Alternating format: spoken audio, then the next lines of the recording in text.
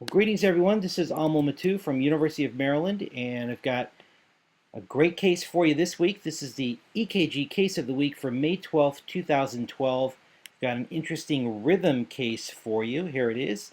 It's a 48-year-old man that presented to the emergency department complaining of weakness. And so, of course, after the history of physical exam, you're going to start out with the 12-lead EKG. Now, looking at this 12-lead EKG, the ventricular rate is not too fast, and it's also not too slow. So we're relatively happy about this ventricular rate, but there's something going on in here that's a little bit hard to define. The R to R interval is changing. It looks like it's getting shorter, and then there's another one right there, and then it goes back to long and then short. Anyway, the R to R interval is messed up, to use once again a technical term.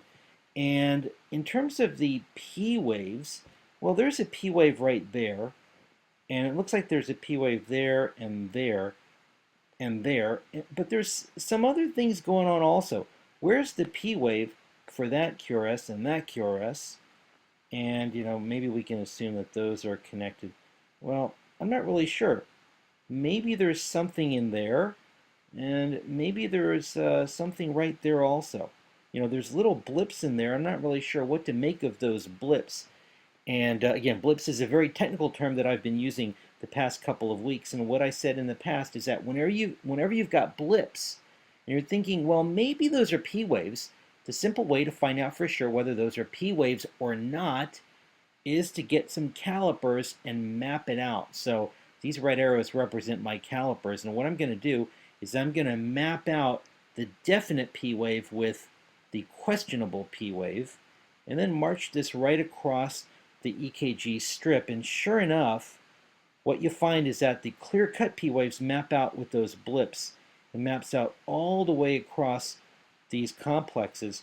And it also reveals to us that that little junk right there is a P wave, and also that little blip right after the QRS complex is a blip as well. And that little blip right there before that QRS complex is a blip as well.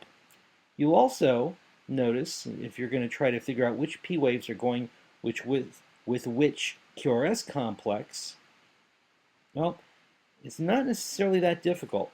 We can probably assume that this P wave goes with that QRS complex.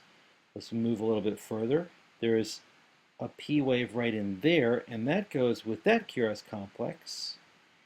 And there's a P wave right there which goes with that QRS complex. You'll notice that the PR intervals are getting longer, and then there's a P wave right there which is not getting conducted. There's no QRS complex following it.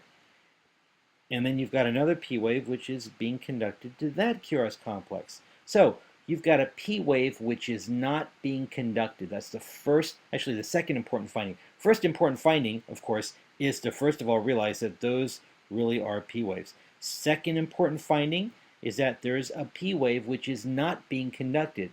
What that means is we're dealing with a heart block, either second degree type 1, also known as mobitis 1, also known as Wenckebach, or second degree type 2, also known as mobitis 2, or third degree. So is this a mobitis 1, is it a mobitis 2, or third degree?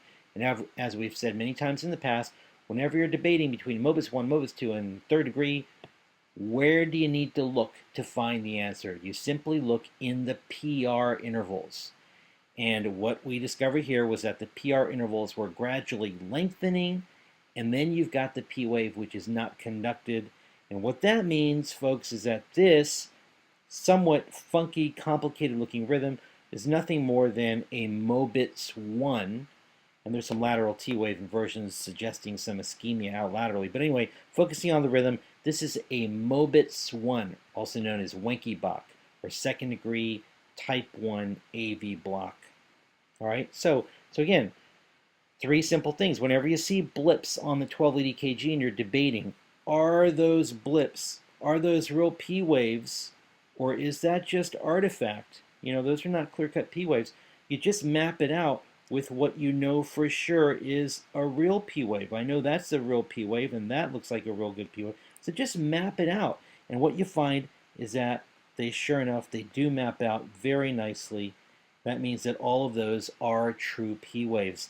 And then what you do is you just take a look at what the PR intervals are, and when you look at what the PR interval is doing, then you'll easily be able to figure out whether it's a Mobitis 1 or a Mobitis 2 or a third degree heart block. You just break it down and suddenly these rhythms become very, very simple.